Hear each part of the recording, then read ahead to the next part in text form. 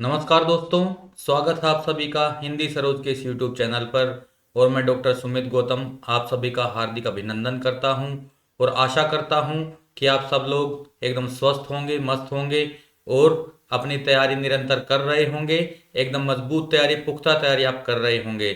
तो दोस्तों, आप लोगों को बता दूं कि ये यूजीसी नेट जेआरएफ की क्लास है और जितनी इम्पोर्टेंट ये यूजीसी नेट जेआरएफ वालों के लिए है, उतनी ही इम्पोर्टेंट ये एचपीएससी असिस्टेंट प्रोफेसर वालों के लिए भी है। ये जो बैच है ये हमने दिसंबर 2024 के एग्जाम को ध्यान में रखते हुए शुरू कर रखा है, जो कि एकदम फ्री बैच है। फ्री बैच है दोस्तों, बिल्कुल इसमें कोई भी पैसा नहीं है और पूरा सिलेबस एकदम फ्री में आप लोगों को करवा के दिया जाएगा, जो कि कहीं नहीं मिलेगा आपको।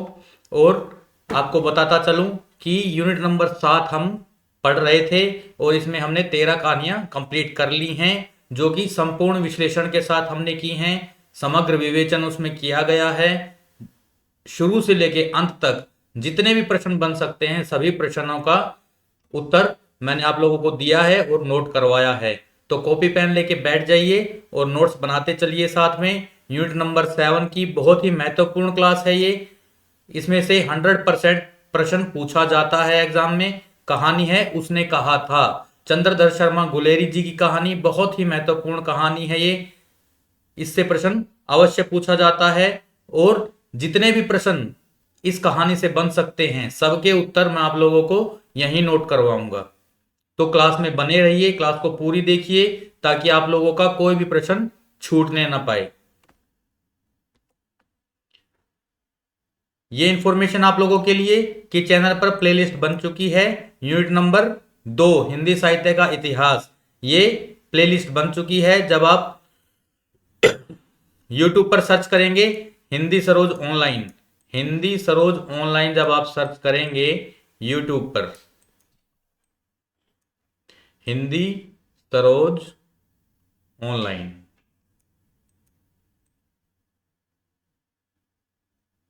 हिंदी सरोज ऑनलाइन जब आप सर्च करेंगे तो उसमें आप लोगों को एक इंटरफेस खुलेगा जिसमें चैनल का लोगो लगा होगा। कौन से वाला लोगो है दोस्तों? ये वाला लोगो, ये वाला लोगो लगा होगा। उसको चैनल को आप खोलेंगे तो उसमें आप लोगों को अलग अलग कैटेगराइज में बांटी हुई वीडियोस दिखेंगी। उसमें प्लेलिस्ट खोल के देखेंगे तो उसमें दो प्लेलिस्ट मिलेंगी, यूनिट नंबर 2 और यूनिट नंबर 7 की। यूनिट नंबर 2 की प्लेलिस्ट हिंदी साहित्य का इतिहास, सभी क्लासेस अपडेटेड हैं। सारी क्लासेस को देखिए, अपने नोट्स बनाइए और अपनी तैयारी को एकदम मजबूत कर लीजिए, जेआरएफ वाली तैयारी। इसी प्रकार से यूनिट नंबर 7 हिंदी कहानी वाली प्लेलिस्ट खोलेंगे तो कुछ इस प्रकार का इंटरफेस दिखाई देगा, जिसमें अब तक की करवाई हुई सारी कहानियां अपडेटेड हैं। सारे प्रश्न आपको इन्हीं में मिल जाएंगे, बहुत ज्यादा इधर उधर भटकने की आवश्यकता नहीं पड़ेगी। तो आइए शुरू करते हैं आज की क्लास। आज की क्लास में हम पढ़ने वाले हैं हिंदी कहानी उसने कहा था। उसने कहा था दोस्तों चंद्रधर शर्मा गुलेरी जी की बहुत ही महत्वपूर्ण कहानी है, अति महत्वपूर्ण कहानी है, जिससे प्रश्न बार बार पूछा जाता है किसी भी कॉम्पिटिटिव एग्जाम में। तो इस कहानी के बारे में एक बार जान लेते हैं कि आखिर ये कहानी है क्या। उसने कहा था कहानी जो है ये हिंदी की अब तक की सर्वश्रेष्ठ कहानी मानी जाती है दोस्तों। यह कहानी 1915 में सरस्वती पत्रिका में प्रकाशित हुई थी। कब प्रकाशित हुई थी? प्रकाशन वर्ष इसका लिख लीजिए। और किस में प्रकाशित हुई थी? सरस्वती पत्रिका में। मोस्ट इंपोर्टेंट है ये, इसको नोट करते हुए चलिए। इसमें है क्या? प्रथम विश्व युद्ध की पृष्ठभूमि को लेकर रचित यह कहानी। इस कहानी में है क्या? कौन से युद्ध की कहानी है ये? कौन से युद्ध का चित्रण दिया गया है? इसमें प्रथम विश्व युद्ध का चित्रण किया गया है। ये प्रश्न भी पूछा जा सकता है और जिस प्रकार से प्रश्न बन रहे हैं नेट वाले एग्जाम में, ये प्रश्न पूछे जाने की प्रबल संभावना है दोस्तों। तो इसको नोट कर लीजिए, प्रथम विश्व युद्ध की कहानी है इसमें। यह कहानी रचना शिल्प की दृष्टि से अपने समय से बहुत आगे की रचना है। ये एक फ्लैशबैक स्टोरी है दोस्तों। जिस प्रकार कोई कहानी सुनाता है या फिर अखबार में पढ़ पढ़ के कोई बोलता है, बीती हुई बात को दोहराता है, उसे फ्लैशबैक कहा जाता है। उसी शैली में रचित ये कहानी है। इसमें निहित, इसमें है क्या? निश्चल प्रेम, त्यागमय प्रेम का आदर्श भारतीय संस्कृति की उदात्तता के अनुकूल है। इसमें जो दर्शाया गया है त्याग करने वाला प्रेम, जिसमें त्याग हो, वो प्रेम इसमें दर्शाया गया है जो कि भारतीय संस्कृति आदर्श के एकदम अनुकूल है। भाव, विचार, शिल्प, शैली आदि सभी की दृष्टि से यह कहानी अमर है। हिंदी कहानियों में ये अमर कहानियों में गिनी जाएगी। विभिन्न दृश्यों के चित्रण में सजीवता, घटना की आयोजना में स्वाभाविकता, शैली की रोचकता, सभी विशेषताएं एक से बढ़कर एक हैं। और ये भी लिख लीजिए कि ये जो कहानी है ये फ्लैशबैक शैली में लिखी गई है। इसे भी नोट कर लीजिए, फ्लैशबैक। ये कहानी जो है ये एक फ्लैशबैक स्टोरी है। ठीक है दोस्तों, इसे नोट कर लीजिए, ये भी मोस्ट इंपोर्टेंट है। कहानी की प्रथम पंक्ति देखिए, मैंने आप लोगों को कई बार बताया है कि कोई भी कहानी, नाटक, निबंध, उपन्यास कोई भी है, उसकी शुरू की पंक्तियां माफ कीजिएगा, वो हमें पता होनी चाहिए। ये पंक्तियां देकर पूछ लेता है कि ये पंक्तियां किस रचना की हैं। तो इसकी कौन सी है पंक्तियां? बड़े बड़े शहरों के इक्के गाड़ी वालों की जवान के कोड़ों से जिनकी पीठ छिल गई है और कान पक गए हैं, उनसे हमारी प्रार्थना है कि अमृतसर के बंबू काट वालों की बोली का मरहम लगाएं। ये है इसकी आरंभिक पंक्तियां। पाठक के हृदय को पकड़कर बैठ जाती हैं और जब तक वह पूरी कहानी नहीं पढ़ लेता उसे छोड़ते नहीं हैं। जिसने एक बार कहानी को पढ़ लिया वह उसने कहा था वाक्य को कदाचित जीवन भर नहीं भूल सकता। और ये सच्चाई भी है दोस्तों। जिन लोगों ने ये कहानी पढ़ी है वो कमेंट में लिख के बताइएगा कि उनको भी ऐसा ही फील हुआ था क्या। मुझे तो व्यक्तिगत तौर पर ये फील हुआ था, और आप लोगों को भी हुआ था या नहीं हुआ था, आप लोग लिख के बताइएगा। देख लेते हैं पात्र परिचय। पात्र परिचय, कौन कौन से मुख्य पात्र हैं इसमें? लहना सिंह है जो कि नायक है इस कहानी का।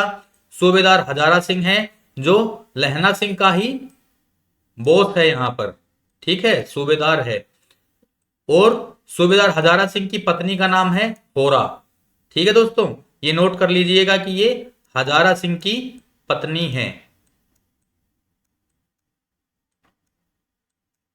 हजारा सिंह की ये पत्नी है, होरा नाम है। ये पूछा जा सकता है कि सूबेदार हजारा सिंह की पत्नी का क्या नाम था। यहां पर ये लिखा नहीं हुआ है, इसको नोट कर लीजिए अलग से कि हजारा सिंह की पत्नी का नाम है होरा। बोधा सिंह जो है ये सूबेदार के बेटे का नाम है और वो भी फौज में ही है। ये भी फौजी है दोस्तों, और दोनों बाप बेटा एक साथ में ही नौकरी कर रहे हैं। ये भी फौजी है, बोधा जो है ये भी फौजी है। अतर सिंह जो है वो लड़की का मामा है। ये लड़की कौन है? जब होरा छोटी रहती है तो बालिका के रूप में भी इसको दिखाया गया है। उसके मामा का नाम क्या है? अतर सिंह। और महासिंह कौन है? एक सिपाही है। वजीरा सिंह भी एक सिपाही है। एक लप्टन साहब हैं। लप्टन यहाँ पर देसी भाषा में लेफ्टिनेंट को बोला गया है। लेफ्टिनेंट को यहाँ पर लप्टन साहब बोला गया है, जो कि अंग्रेजी फौजी है, अंग्रेजी अफसर है। आगे देख लेते हैं चंद्रधर शर्मा गुलेरी जी के बारे में और उसने कहा था के बारे में कुछ मुख्य तथ्य देख लेते हैं। लेखक कौन है इस कहानी के? श्री चंद्रधर शर्मा गुलेरी जी। और गुलेरी जी का जन्म कब हुआ था? 17 जुलाई 1883 को। कहां हुआ? जयपुर, राजस्थान में। ठीक है दोस्तों, इनका निधन कब हुआ है? 12 सितंबर 1922 को। ये मूल निवासी कांगड़ा, हिमाचल प्रदेश के। ग्राम था गुलेर। इसी गुलेर गांव के नाम से ही इन्होंने अपने नाम के पीछे गुलेरी लगाया है। इनके पिता का नाम पंडित शिवराम। शिक्षा, बचपन में संस्कृत की शिक्षा इन्होंने प्राप्त की। 1899 में मैट्रिक परीक्षा पास की और 1901 में कोलकाता विश्वविद्यालय से इंटरमीडिएट की शिक्षा इन्होंने ग्रहण की थी। 1903 में ये इलाहाबाद आ गए और इलाहाबाद विश्वविद्यालय प्रयागराज से इन्होंने बीए किया। कार्य क्षेत्र देख लेते हैं इन्होंने क्या क्या कार्य किया। 1904 में ये मेयो कॉलेज अजमेर में खेतड़ी के नाबालिग राजा जयसिंह के अभिभावक बने थे। 1916 में संस्कृत विभाग के अध्यक्ष बने और बीएचयू के कार्यवाहक प्राचार्य भी ये बने। मनिंद्र चंद्र नंदी पीठ के ये प्रोफेसर थे। ये कोई नेट जेआरएफ की दृष्टि से बहुत ज्यादा इंपॉर्टेंट ये है नहीं लेखक के बारे में, लेकिन ये इतनी महत्वपूर्ण कहानी है और चंद्रधर शर्मा गुलेरी इतने बड़े लेखक हैं, कहानीकार हैं, उनके बारे में हमें इतना तो कम से कम पता होना ही चाहिए। संपादन इन्होंने किस किस पत्रिका का संपादन किया है? समालोचक और नागरिक प्रचारणी सभा काशी पत्रिका का इन्होंने संपादन किया है। रचनाएं इनकी कौन कौन सी मोस्ट इंपोर्टेंट है? सुखमय जीवन 1911 की, बुद्धू का कांटा, यहां पर बुद्धू आएगा, बुद्ध नहीं है, बुद्धू का कांटा, फिर कछुआ धर्म, ये इनकी मुख्य रचनाएं हैं। पात्र परिचय एक बार देख लीजिए, हम पहले भी देख के आ चुके हैं, एक बार और देख लेते हैं। एक बालिका है जो कि होरा है, सूबेदारनी बन चुकी है शादी के बाद। जब वो बालिका थी तब उसकी भेंट किशोरावस्था में लहना सिंह से हुई थी। लहना सिंह भी उस समय पर शायद 12 वर्ष का था, आगे हम पढ़ने वाले हैं जिसको। तथा बाद में उसका विवाह सूबेदार हजारा सिंह के साथ हुआ। किसका विवाह? बालिका का विवाह। और इस बालिका का नाम क्या है? होरा। ठीक है दोस्तों, इसको नोट कर लीजिए जिसने नोट नहीं किया है। लहना सिंह कौन है? कहानी का मुख्य पात्र है। और ये प्रश्न पूछा जाता है कि वो कौन सी रेजिमेंट में था, तो उसकी जो रैंक थी, रैंक यानी उसका जो पद था, वो जमादार था। जमादार एक तरह से अंग्रेजी फौज में जो हिंदुस्तानी भर्ती होते थे सिपाही, उनको जमादार कहा जाता था।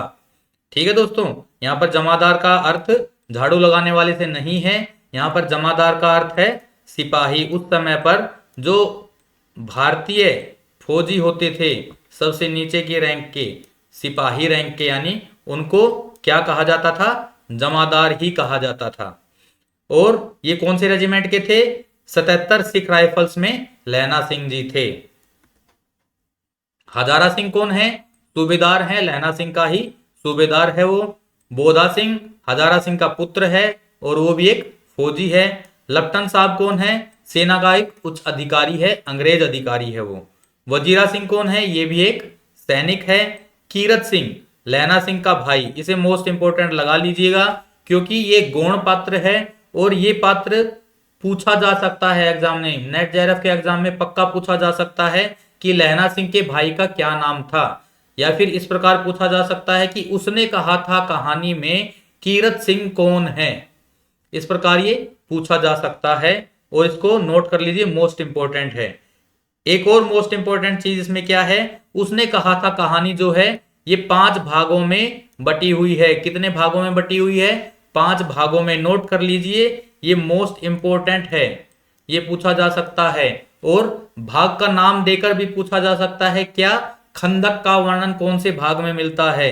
तो वो मिलता है दूसरे भाग में। दूसरे भाग से खंदक का वर्णन शुरू हो जाता है। और युद्ध का वर्णन, युद्ध का वर्णन और खंदक का वर्णन दोस्तों साथ साथ में चलता है। खंदक का पूछ ले चाहे युद्ध का पूछ ले, 3 भागों में मिलता है हमें इसका वर्णन, द्वितीय, तृतीय तथा चतुर्थ भाग में। दूसरे, तीसरे और चौथे भाग में हमें खंदक का और युद्ध का वर्णन मिलता है। ठीक है दोस्तों, इसको नोट कर लीजिए। पहले भाग में तो क्या है? इनका बचपन दिखा दिया जाएगा, शादी वादी जब हुई और फिर जब लाम पर ये लोग जाते हैं, लाम पर यानी युद्ध पर जब ये लोग जाते हैं, तो पहले भाग में वो हो गया। दूसरे, तीसरे और चौथे भाग में युद्ध का वर्णन हो गया और 5वें भाग में कहानी का क्लाइमैक्स आ जाता है। ठीक है दोस्तों, इस प्रकार से ये 5 भागों में बटी हुई कहानी है। आइए इस कहानी को देखते हैं। सबसे पहले सारांश देख लेते हैं आखिर इस कहानी में है क्या, ताकि अच्छे से हमें समझ में आ जाए ये कहानी। उसने कहा था शीर्षक कहानी चंद्रधर शर्मा गुलेरी द्वारा लिखी गई एक अमर रचना है, जिसकी शुरुआत कहां से होती है दोस्तों? अमृतसर के भीड़ भाड़ भरे बाजार से शुरू होती है। वहां पर 12 वर्ष का लड़का, इसे नोट कर लीजिए, जब ये मिलते हैं, होरा और लहना सिंह जब मिलते हैं तो लहना सिंह की आयु कितनी रहती है? 12 वर्ष। इस प्रकार के प्रश्न पूछे जाते हैं आजकल बहुत ज्यादा। 12 वर्ष थी लहना सिंह की अवस्था और लड़की यानी कि होरा की अवस्था क्या थी, शायद 8 वर्ष थी। लिख लीजिए 8 वर्ष थी होरा की। होरा की अवस्था कितनी थी, 8 वर्ष। नोट कर लीजिए इसको, आगे कहानी जब पढ़ेंगे तब ये आएगा। दोनों बाजार में अक्सर कभी दूध वाले के यहाँ कभी सब्जी वाले के यहाँ मिलते और लड़का बार बार उससे यही प्रश्न पूछता। कौन सा प्रश्न पूछता, तेरी कुड़माई हो गई क्या। ठीक है। कुछ समय बाद जब लड़का पुनः उस लड़की से पूछता है तो वह कहती है, हाँ मेरी कुड़माई हो गई है। यहाँ कुड़माई का अर्थ पूछा जा सकता है। कुड़माई का अर्थ होता है मंगनी। देखो दोस्तों, इस कहानी में कई पंजाबी शब्द आए हैं और उन पंजाबी शब्दों का अर्थ इस बार जो एग्जाम हुआ था, अगस्त वाला एग्जाम या फिर जून में जो एग्जाम हुआ था, इन दोनों में से एक में आया है। उसमें एक तरफ दिए हुए थे पंजाबी के शब्द और एक तरफ दिए हुए थे उनके हिंदी के अर्थ, और उन्हें मिलान करना था। मैच द फॉलोइंग वाला प्रश्न आया हुआ है, तो इनको भी हमें नोट कर लेना है, याद रखना है। इनमें से पूछा जा सकता है, क्योंकि प्रश्न जो है वो रिपीट होते हैं, थोड़ा सा ट्विस्ट करके उनको पूछ लिया जाता है। जैसे यहां पर पूछा गया था पंजाबी शब्दों का हिंदी अर्थ, और अब की बार पूछा जा सकता है हिंदी शब्दों का पंजाबी अर्थ कहानी में क्या लिया गया है। इस प्रकार से भी ये पूछा जा सकता है।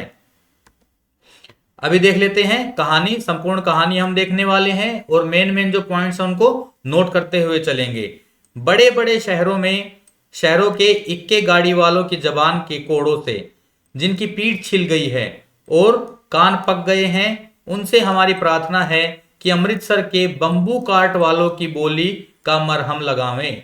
बंबू काट वालों की बात कौन सी कहानी में हुई है, ये पूछा जाता है और पूछा भी गया है एग्जाम में। तो बंबू काट वालों की जिक्र विमर्श किसमें आया है, उसने कहा था कहानी में आया है। जब बड़े बड़े शहरों की चौड़ी सड़कों पर घोड़े की पीठ चाबुक से धुनते हुए इक्के वाले कभी घोड़े की नानी से अपना निकट संबंध स्थिर करते हैं, कभी राह चलते पैदलों की आंखों के न होने पर तरस खाते हैं, कभी उनके पैरों की उंगलियों के पोरों को चीथ कर अपने ही को सताया हुआ बताते हैं, और संसार भर की ग्लानि, निराशा और शोभ के अवतार बने नाक की सीध चले जाते हैं।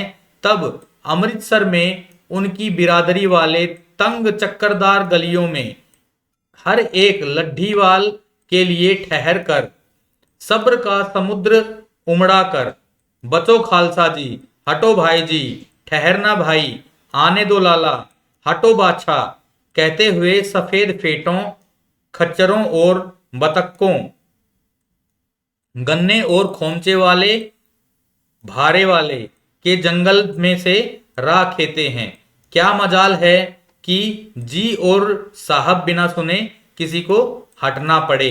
देखिए दोस्तों, यहाँ पर ये बताया जा रहा है जो बड़े बड़े शहरों के जो इक्के वाले तांगे वाले होते हैं उनमें और अमृतसर के जो बंबू काट वाले हैं उनके बीच में क्या डिफरेंस है, कि जो बड़े शहरों वाले होते हैं वो तो अपने घोड़ों को चाबुक से मारते हैं और रास्ते में आने वाले लोगों को भद्दी भद्दी गालियां देते हैं, लेकिन जो अमृतसर वाले बंबू काट वाले हैं वो अपने खच्चरों को भी प्रेम से रखते हैं और रास्ते में आने वाले जो रास्ता घेर लेते हैं, कई बार रास्ते में अड़ जाते हैं और गाड़ी को निकलने नहीं देते, उनको भी वो बड़ी इज्जत से बोलकर साइड करते हैं। किसी को भाई जी कहते हैं, किसी को वीर जी कहते हैं, किसी को खालसा जी कहते हैं, बहुत ही आदर भाव से उनको बोलकर रास्ते से हटने के लिए कहते हैं।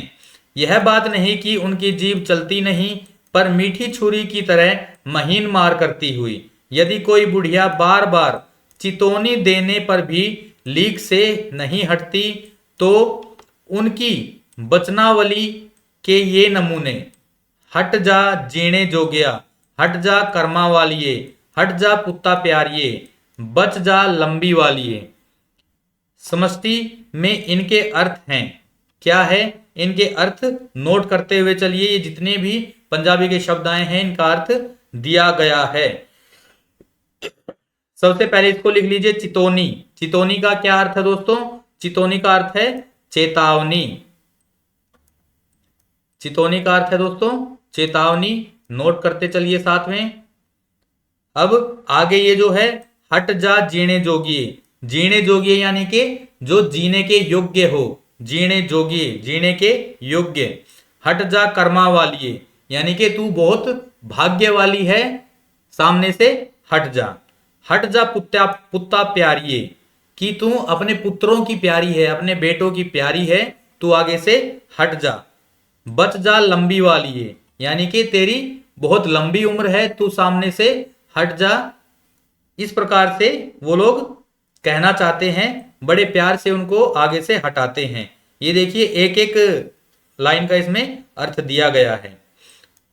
तू क्यों मेरे पहिए के नीचे आना चाहती है, बच जा। इस प्रकार से बंबू काट वाले कहते हैं। ऐसे बंबू काट वालों के बीच में होकर एक लड़का और एक लड़की चौक की एक दुकान पर आ मिले।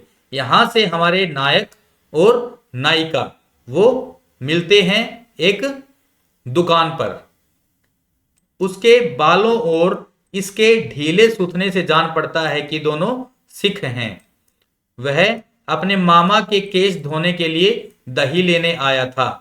कौन आया था अपने मामा के केश धोने के लिए? जो लड़का है यानी कि जो लहना सिंह है वो अपने मामा के केश धोने के लिए दही लेने आया था। क्या लेने आया था? दही लेने आया था। नोट कर लीजिए, लड़का दही लेने आया था और जो लड़की थी वो बढ़िया लेने आई थी, सब्जी के लिए बढ़िया लेने आई थी। दुकानदार एक परदेसी से गुथ रहा था जो शेर भर गीले पापड़ों की गड्डी को गिने बिना हटता नहीं था।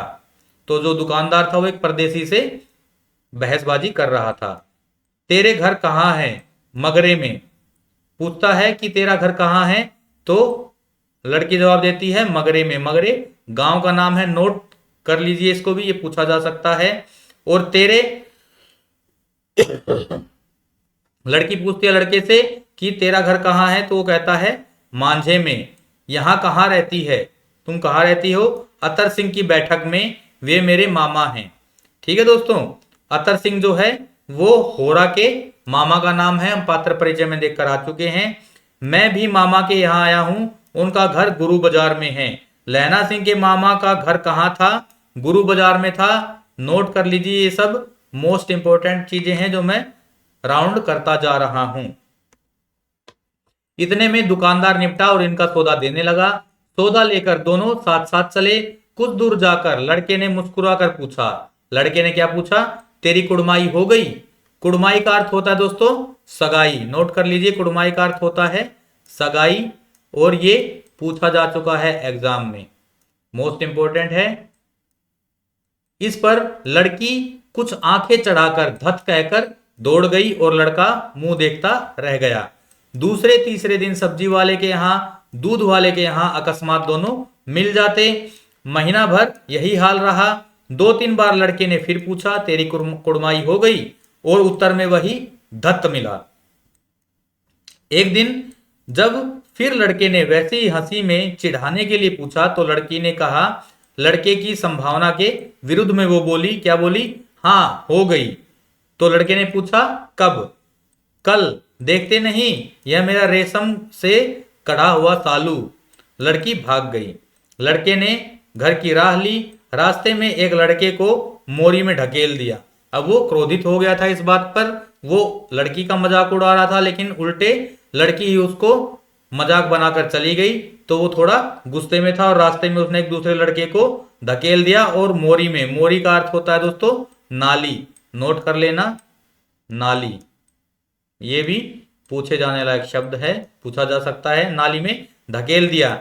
एक छावड़ी वाले की दिन भर की कमाई खोई।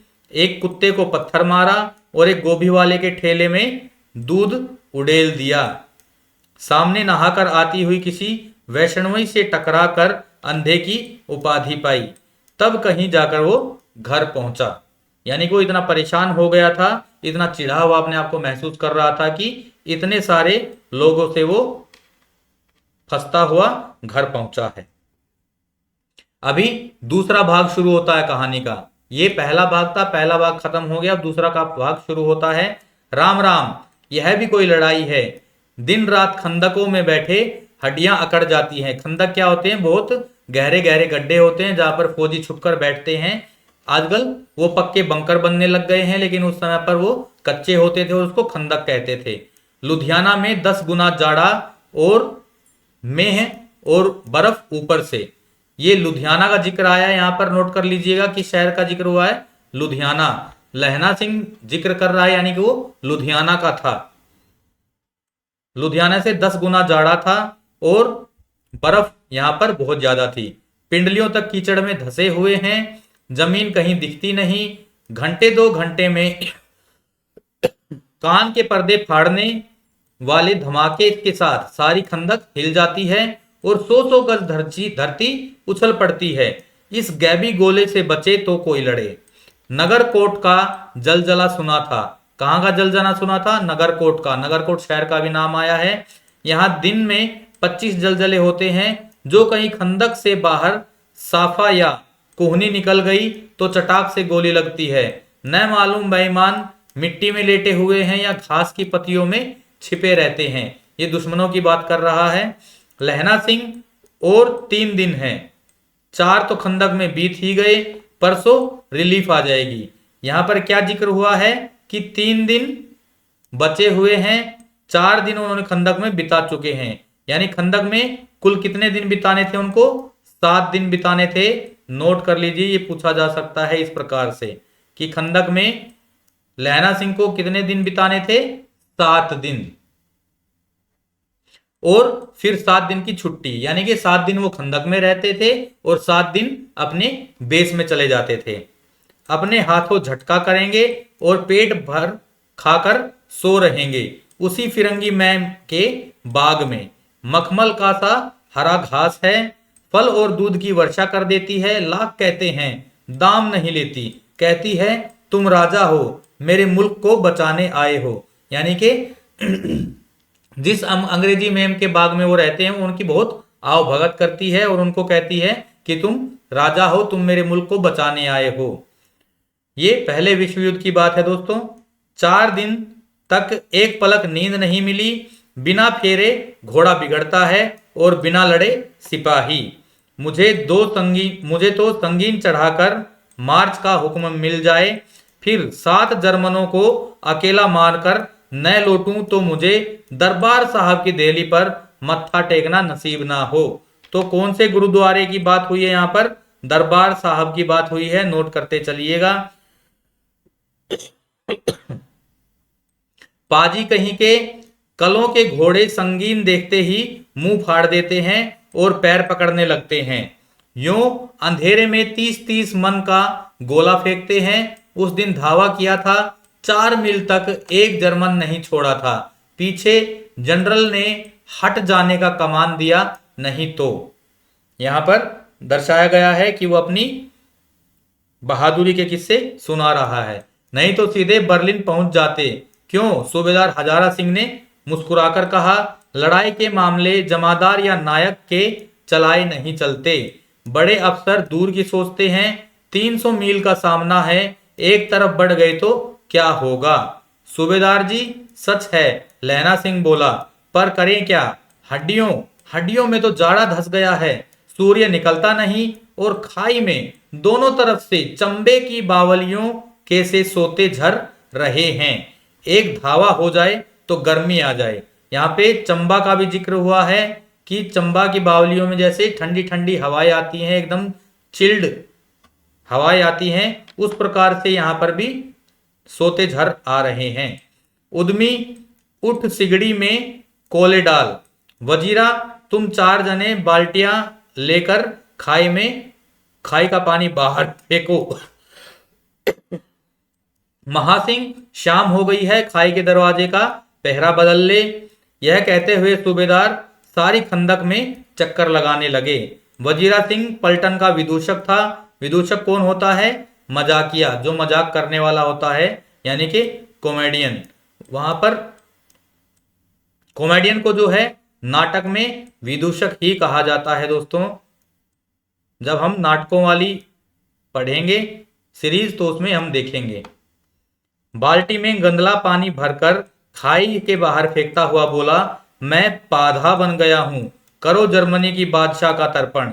इस पर सब खिलखिला पड़े और उदासी के बादल फट गए। तो ये कथन देकर पूछा जा सकता है कि ये कथन किसका है।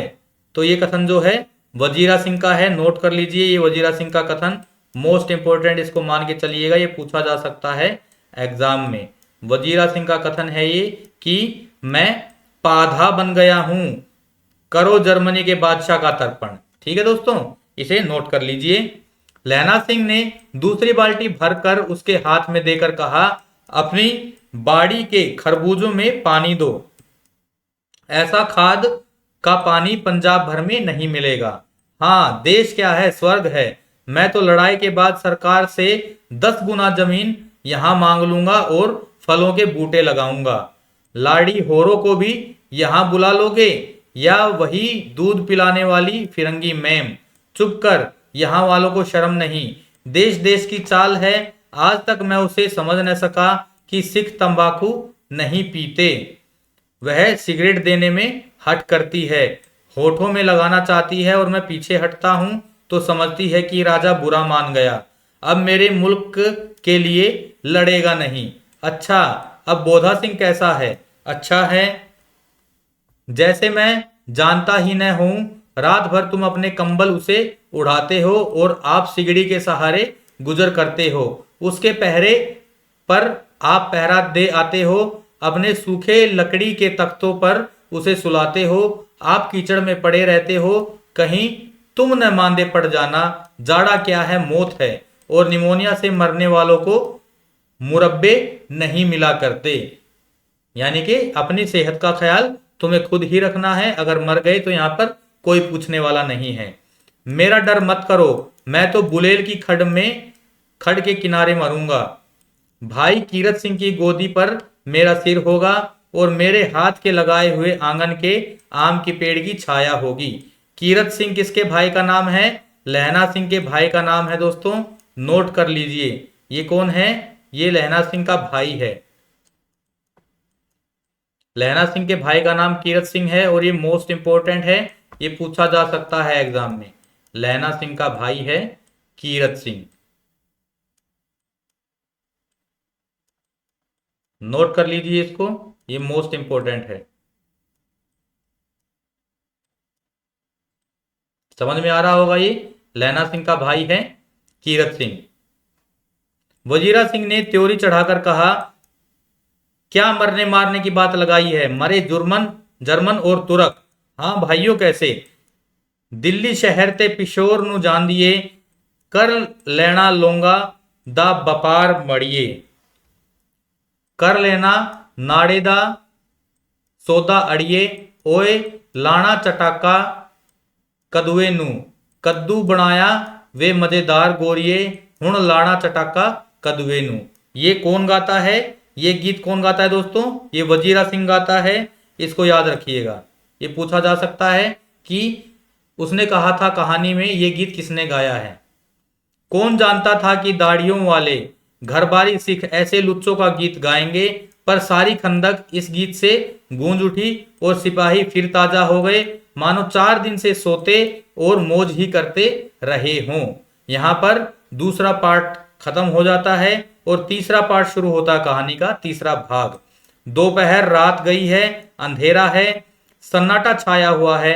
बोधा सिंह खाली बिस्किटों के 3 टिनों पर अपने दोनों कंबल बिछाकर और लहना सिंह के 2 कंबल और एक बरान कोट ओढ़कर सो रहा है। लहना सिंह जो है वो अपने कपड़े और बिस्तरे बोधा सिंह को दे देता था ताकि बोधा सिंह सर्दी से बचा रहे, और खुद आग के सामने बैठा बैठा पूरी रात काट देता था। लहना सिंह पैरे पर खड़ा हुआ है, एक आंख खाई के मुंह पर है और एक आंख बोधा सिंह के दुबले शरीर पर। बोधा सिंह कराहा, क्यों बोधा भाई, क्या है? पानी पिला दो। लहना सिंह ने कटोरा उसके मुंह से लगाकर पूछा, कहो कैसे हो? पानी पीकर बोधा बोला, कंपनी छूट रही है, यानी कपकपा रहा है शरीर, रोम रोम के तार दौड़ रहे हैं, दांत बज रहे हैं। अच्छा, मेरी जर्सी पहन लो। और तुम? मेरे पास सिगड़ी है और मुझे गर्मी लगती है, पसीना आ रहा है। ना, मैं नहीं जानता, 4 दिन से तुम मेरे लिए। हाँ, याद आई, मेरे पास दूसरी गर्म जर्सी है, आज सवेरे ही आई है, विलायत से बुन बुन कर भेज रही हैं मेमे, गुरु उनका भला करे। यूं कहकर लहना अपना कोट उतारकर जर्सी उतारने लगा। सच कहते हो और नहीं झूठ? यूं कहकर ना ही करते बोधा को उसने जबरदस्ती जर्सी पहना दी और आप खाकी कोट और जीन का कुर्ता भर पहनकर पहरे पर आ खड़ा हुआ।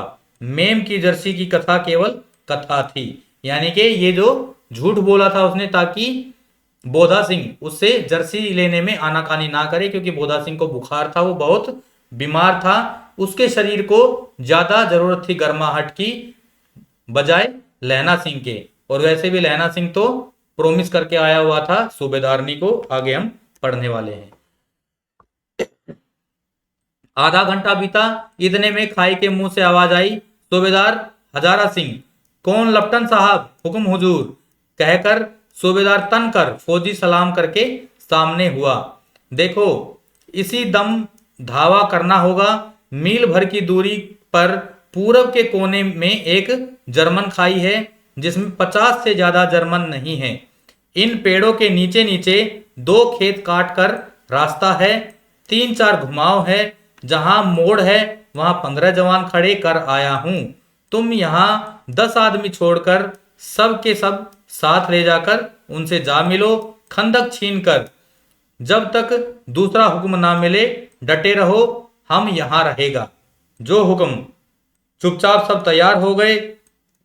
बोधा भी कंबल उतारकर चलने लगा।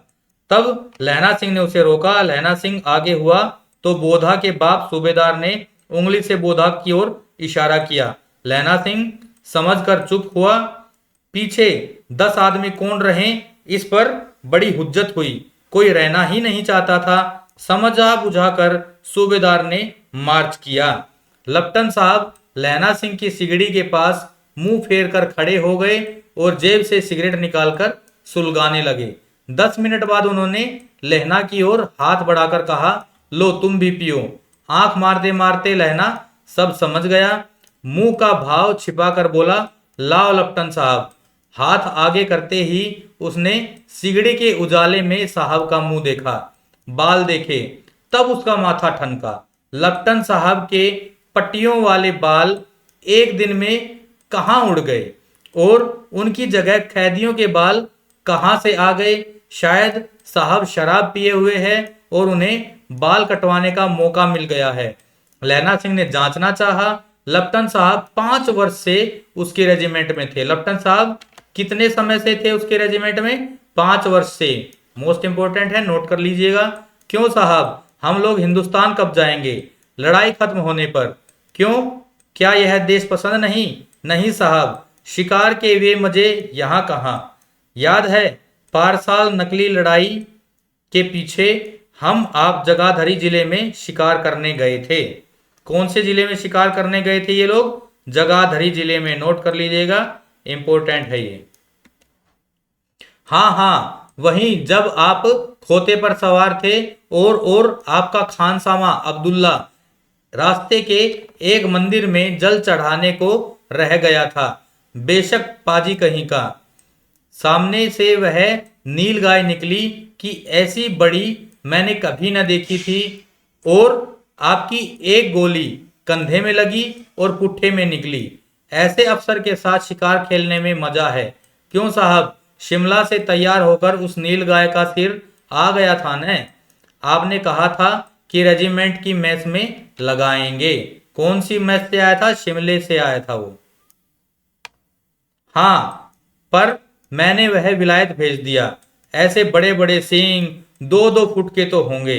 हाँ लहना सिंह, 2 फुट 4 इंच के थे। तुमने सिगरेट नहीं पिया? पीता हूं साहब, दिया सिलाई ले आता हूं, कहकर लहना सिंह खंदक में घुसा। अब उसे संदेह नहीं रहा था। उसने झटपट निश्चय कर लिया कि अब क्या करना चाहिए। अंधेरे में किसी सोने वाले से वह टकराया। कौन? वजीरा सिंह। हाँ, क्यों लहना, क्या कयामत आ गई? जरा तो आंख लगने दी होती।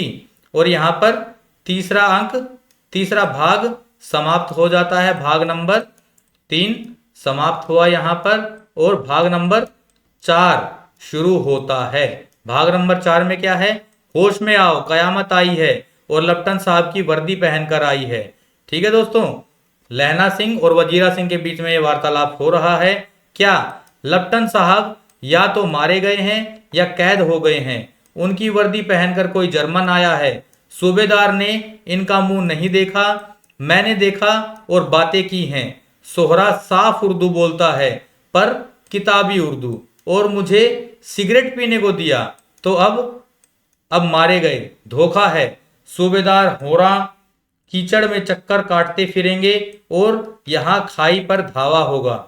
उठो, एक काम करो, पलटन के पैरों के निशान देखते देखते दौड़ जाओ, अभी बहुत दूर न गए होंगे। सूबेदार से कहो एकदम लौट आए, खंदक की बात झूठ है। चले जाओ, खंदक के पीछे से निकल जाओ, पत्ता तक न खड़के, देर मत करना।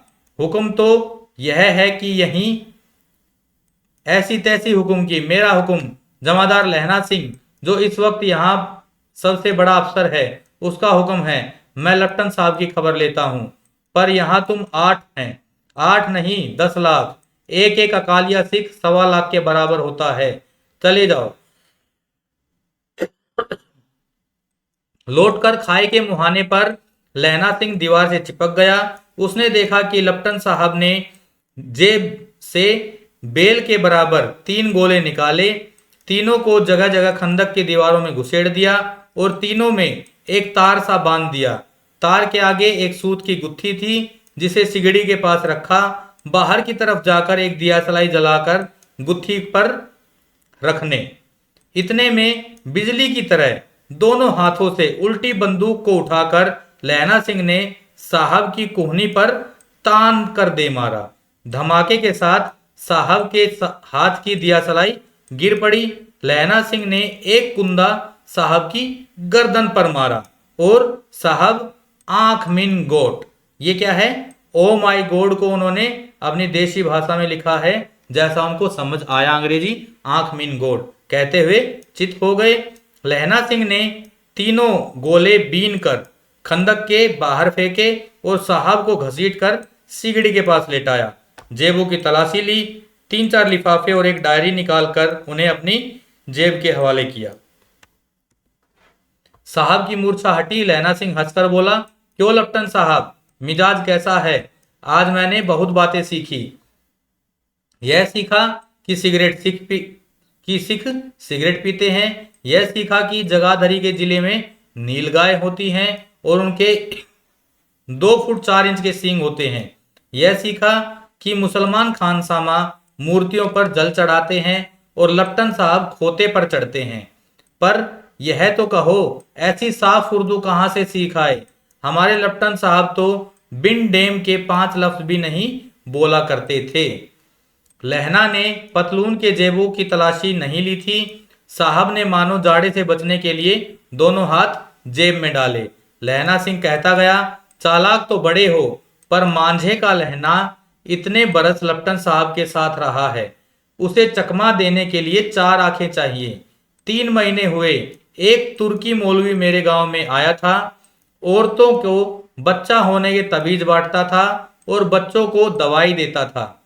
चौधरी के बड़ के नीचे मंजा बिछाकर हुक्का पीता रहता था। मंजा किसको कहते हैं दोस्तों?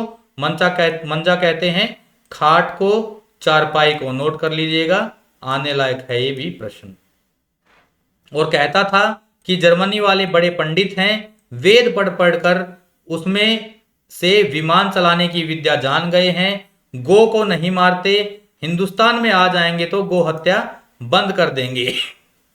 मंडी के बनियों को बहकाता कि डाकखाने से रुपया निकाल लो, राज्य सरकार का राज्य आने वाला है।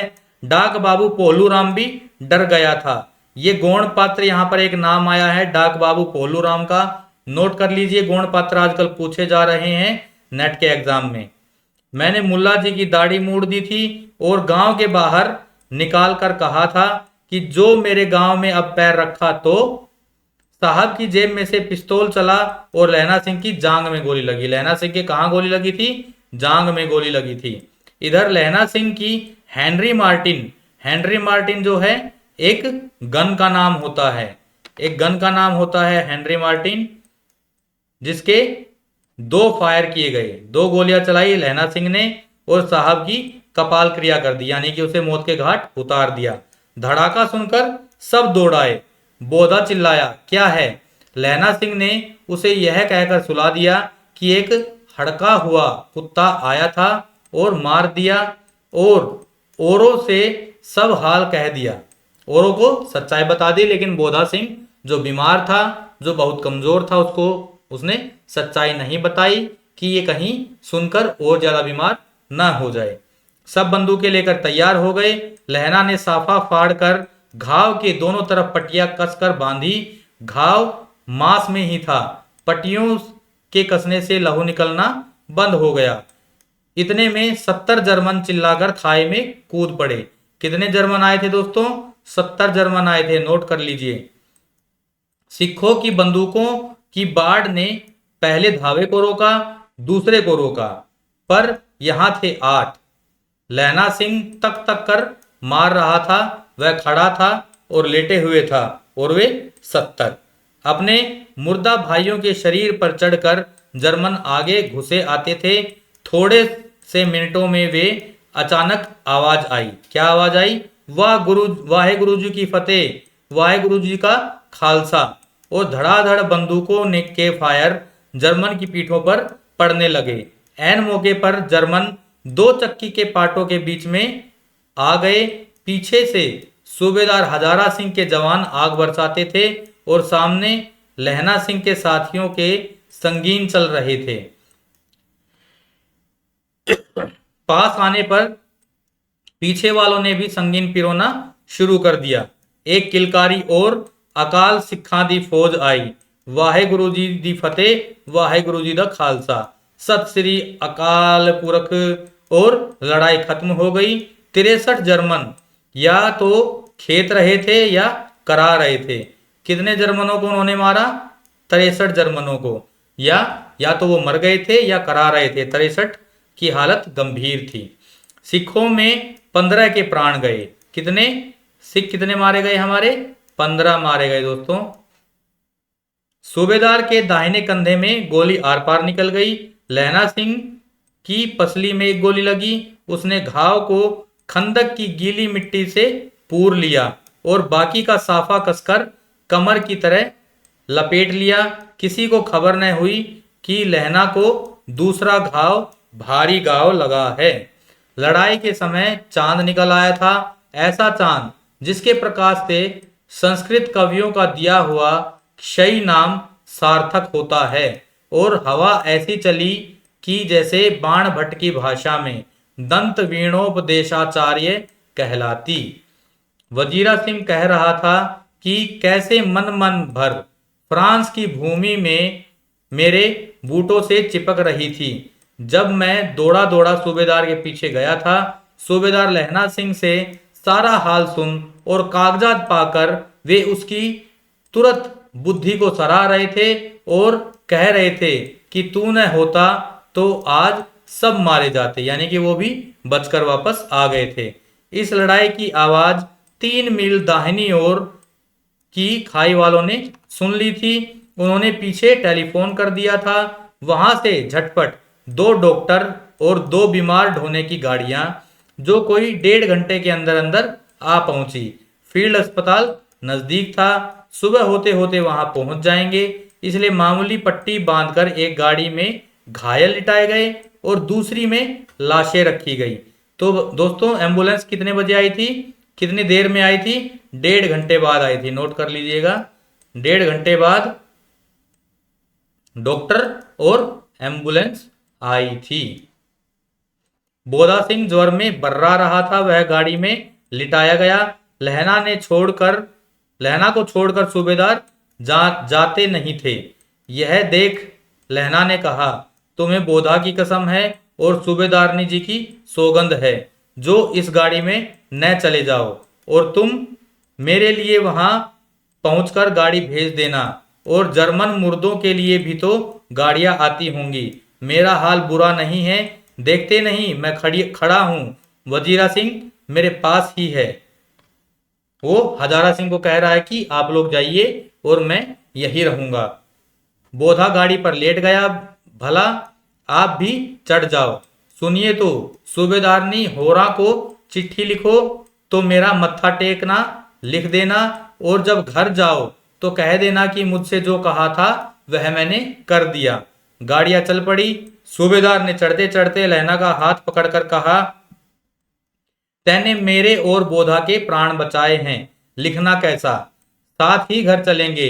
अपनी सूबेदारनी को तू ही कह देना उसने क्या कहा था। अब आप गाड़ी पर चढ़ जाओ, मैंने जो कहा वह लिख देना और कह भी देना। गाड़ी के जाते लहना लेट गया। वजीरा, पानी पिला दे और मेरा कमरबंद खोल दे, तर हो रहा है। किसे बोलता है पानी पिलाने के लिए? वजीरा सिंह को बोलता है। अब शुरू हो जाता है हमारा 5वां भाग और अंतिम भाग। मृत्यु के कुछ पीछे कुछ समय पहले स्मृति बहुत साफ हो जाती है। जन्म भर की घटनाएं एक एक करके सामने आती हैं। सारे दृश्यों के रंग साफ होते हैं। समय की धुंध बिल्कुल उन पर से हट जाती है। अब क्या है, लहना सिंह फ्लैशबैक में चला गया है। लहना सिंह 12 वर्ष का है। अमृतसर में मामा के यहाँ आया हुआ है। दही वाले के यहाँ, सब्जी वाले के यहाँ, हर कहीं उसे एक 8 वर्ष की लड़की, कितने वर्ष की थी?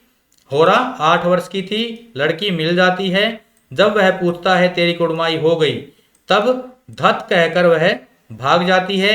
एक दिन उसने वैसे ही पूछा तो उसने कहा, हाँ कल हो गई। देखते नहीं ये रेशम के फूलों वाला सालू। सुनते ही लहना सिंह को दुख हुआ, क्रोध हुआ। क्यों हुआ?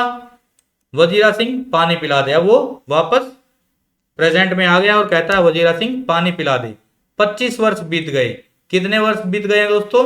25 वर्ष बीत गए हैं। यानी कि लहना सिंह की इस समय क्या उम्र है? 12 वर्ष उस समय पर थी और 25 वर्ष उन बातों को बीत गए हैं, यानी कि लगभग 37 वर्ष उसकी आयु है। ये प्रश्न भी पूछा जा सकता है। आजकल इस प्रकार के टेढ़े मेढ़े प्रश्न पूछे जा रहे हैं दोस्तों, तो इसको नोट करते चलिए साथ साथ में कि उन बातों को 25 वर्ष बीत चुके हैं और 12 वर्ष का उस समय पे वो था, यानी 37 वर्ष। अब लहना सिंह जो है नंबर 77 राइफल्स में जमादार हो गया है। उस 8 वर्ष की कन्या का ध्यान ही न रहा, न मालूम वह कभी मिलती थी या नहीं। 7 दिन की छुट्टी लेकर जमीन की मुकदमे की पैरवी करने वह अपने घर गया। वहां रेजिमेंट के अफसर की चिट्ठी मिली कि फौज लाम पर जाती है, फौरन चले आओ। लाम का अर्थ होता है दोस्तों युद्ध। साथ ही सूबेदार हजारा सिंह की चिट्ठी मिली कि मैं और बोधा सिंह भी लाम पर जाते हैं, लौटते हुए हमारे घर होते जाना, साथ ही चलेंगे। सूबेदार का गांव रास्ते में पड़ता था और सूबेदार उसे बहुत चाहता था। लहना सिंह सूबेदार के यहाँ पहुंचा। जब चलने लगे तब सूबेदार बेढ़े से में से निकल कर आया। बोला, लहना सूबेदार ने तुमको जानती है, बुलाती है, जा मिला। लहना सिंह भीतर पहुंचा। सूबेदार ने मुझे जानती हैं? कब से? रेजिमेंट के क्वार्टरों में तो कभी सूबेदार के घर के लोग रहे नहीं। दरवाजे पर जा मत्था टेकना कहा। असीस सुनी। लहना सिंह चुप। मुझे पहचाना नहीं? तेरी कुड़माई हो गई, धत कल हो गई। देखते नहीं रेशमी बूटों वाला सालू अमृतसर में। तो इस प्रकार से बताती है होरा कि मैं वही हो रहा हूं पागल, तू मुझे पहचान नहीं रहा है। भावों की टकराहट से मूर्छा खुली, करवट बदली, पसली का घाव बह निकला। अब वो वापस प्रेजेंट में आ गया है। ये सब सोचते सोचते वो अपने पुराने बीते हुए पलों को ताजा कर रहा है अपनी मृत्यु से पहले। दोस्तों, वजीरा पानी पिला उसने कहा था। स्वपन चल रहा है। सूबेदार ने कह रही है, मैंने तेरे को आते ही पहचान लिया। एक काम कहती हूं, मेरे तो भाग फूट गए। सरकार ने बहादुरी का खिताब दिया है, लायलपुर में जमीन दी है। कहां जमीन दी थी दोस्तों? सूबेदार और सूबेदारनी को लायलपुर में। नोट कर लीजिए। आज नमक हलाली का मौका आया है, पर सरकार ने हम तीमियों की एक घंगरिया पलटन क्यों न बना दी, जो मैं भी सूबेदार के साथ चली जाती। एक बेटा है, फौज में भर्ती हुए उसे 1 ही बरस हुआ है। ये प्रश्न भी दोस्तों पूछा जा सकता है कि बोधा सिंह को फौज में भर्ती हुए कितना समय हुआ है? तो 1 बरस हुआ है। उसके पीछे 4 और हुए पर एक भी नहीं जिया। यानी कि बोधा सिंह के बाद भी 4 उसके पुत्र पैदा हुए थे, लेकिन वो जिया एक भी नहीं। सूबेदारनी रोने लगी। अब दोनों जाते हैं मेरे भाग। तुम्हें याद है एक दिन तांगे वाले का घोड़ा दही वाले की दुकान के पास बिगड़ गया था। तुमने उस दिन मेरे प्राण बचाए थे। अब आप घोड़े की लातों में चले गए थे और मुझे उठाकर दुकान के तख्ते पर खड़ा कर दिया था। ऐसे ही इन दोनों को बचाना, यह मेरी भिक्षा है, तुम्हारे आगे आंचल पसारती हूं। तो वो याद दिलाती है कि जिस प्रकार तुमने मेरे प्राण बचाए थे, उसी प्रकार मेरे पति और मेरे पुत्र के प्राण भी तुम्हारे हवाले हैं। मैं तुम्हारे आगे आंचल पसारती हूं। और ममतामयी आंखों से आंसू छलकने लगते हैं। रोती रोती सूबेदारनी ओबरी में चली गई। ओबरी क्या होता है दोस्तों? अंदर वाला कमरा, अंधेरा कमरा। लैना भी आंसू पोंछता हुआ बाहर आया। वजीरा सिंह पानी पिला, उसने कहा था। लैना सिंह का सिर अपनी गोदी में रखे वजीरा सिंह बैठा है। जब मांगता है तब पानी पिला देता है। आध घंटे तक लैना चुप रहा, फिर बोला, कौन? कीरत सिंह। अब उसको मरते मरते अपना भाई याद आ रहा है, कीरत सिंह। वजीरा ने कुछ समझकर कहा, हाँ भैया, मुझे और ऊंचा कर ले। मेरा पट, अपने पट पर मेरा सिर रख ले। वजीरा ने वैसा ही किया।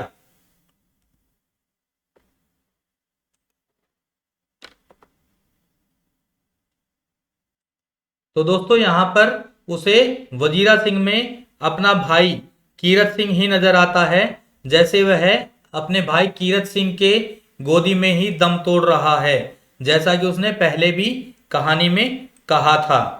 हाँ अब ठीक है, पानी पिला दे बस।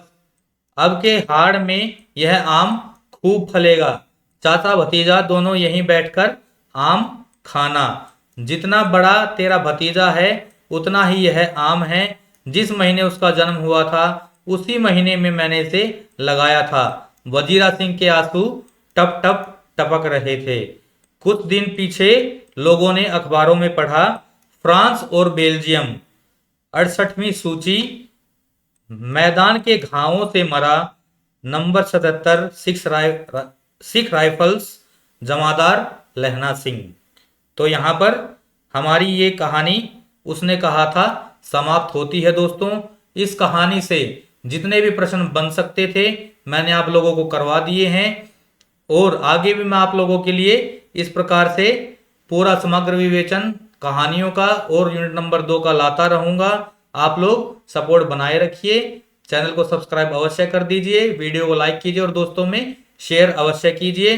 कमेंट्स अवश्य कीजिएगा दोस्तों जो जो प्रश्न मैंने आपसे पूछे हैं। और मिलते हैं हम अगली क्लास में, तब तक के लिए जय हिंद, जय भारत।